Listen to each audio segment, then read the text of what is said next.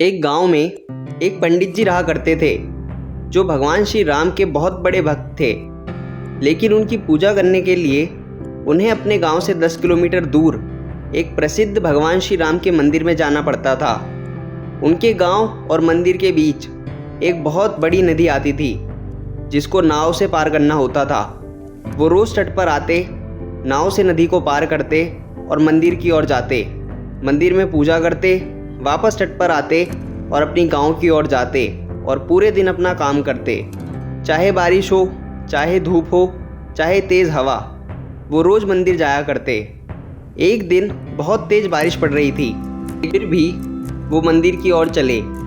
जैसे ही वो नदी के बीचों बीच पहुँचे, बारिश और तेज़ हो गई, नदी में लहरें और तेज़ हो गईं और नदी की तेज़ लहरों की वजह से उनकी नाव पलट गई। उन्हें तैरना नहीं आता था, वो डूबने लगे और डूबते डूबते भी भगवान श्री राम का जाप कर रहे थे। उन्हें लग रहा था कि भगवान श्री राम उन्हें बचा लेंगे, उन्हें बचाने ज़रूर आएंगे। तभी उनके पास से एक नाव गुजरी। उस नाव ने उनसे बहुत कहा कि आओ बैठो, मैं तुम्हें छोड़ देता हूँ, तुम डूब रहे हो, डूब जाओगे। लेकिन उन्होंने कहा नहीं, मुझे बचाने भगवान श्री राम आएंगे। वो नाव चली गई। दूसरी नाव आई। दूसरी नाव वाले ने भी बहुत कहा, आओ बैठो, तुम डूब जाओगे, डूब जाओगे, मर जाओगे। लेकिन नहीं, उन्होंने कहा मुझे बचाने भगवान श्री राम ही आएंगे। वो नाव भी चली गई। वो डूब गए और मरने के बाद जब वो स्वर्ग में गए तो उन्होंने भगवान श्री राम से पूछा कि आप मुझे बचाने क्यों नहीं आए?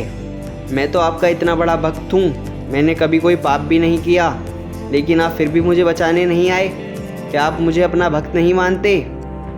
तब भगवान श्री राम ने पंडित जी से कहा कि मैंने तुम्हारे लिए 2 नाव भेजी तो थी, तुम उनमें चढ़ते और अपने जीवन की रक्षा कर लेते। तब पंडित जी ने उत्तर देते हुए कहा कि मुझे लगा आप स्वयं मुझे बचाने आएंगे, इसलिए मैं उन पर नहीं चढ़ा।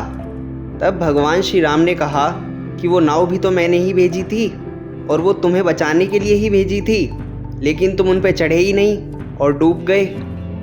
और तब पंडित जी को अपनी करनी पे पछतावा हुआ कि उनकी मूर्खता के कारण वो स्वयं डूब गए। इस स्टोरी से हम ये सीखते हैं कि हम भी हमारे जीवन में इन पंडित जी की तरह ही काफ़ी बार मूर्खता कर बैठते हैं। हमारे पास भी अपॉर्चुनिटी आती है, लेकिन उसको अपने हाथ से यूं ही जाने देते हैं, लेकिन ये नहीं समझते कि वो अपॉर्चुनिटी भी भगवान ने हमारे लिए भेजी है। किस चीज़ को कर कर क्या हो जाए वो किसी को नहीं पता। इसलिए अगर हमारी लाइफ में कोई छोटी भी अपॉर्चुनिटी आए, हमें उसे पकड़ना चाहिए, उस पर काम करना चाहिए, ना कि वेट करना चाहिए किसी बड़ी अपॉर्चुनिटी का कि जब कोई बड़ी अपॉर्चुनिटी हमारे पास आएगी तब हम उस पर काम करेंगे। नहीं, हमारे पास जो आज अपॉर्चुनिटी आए हमें उस पर ही काम करते रहना चाहिए और अपनी लाइफ में आगे बढ़ना चाहिए।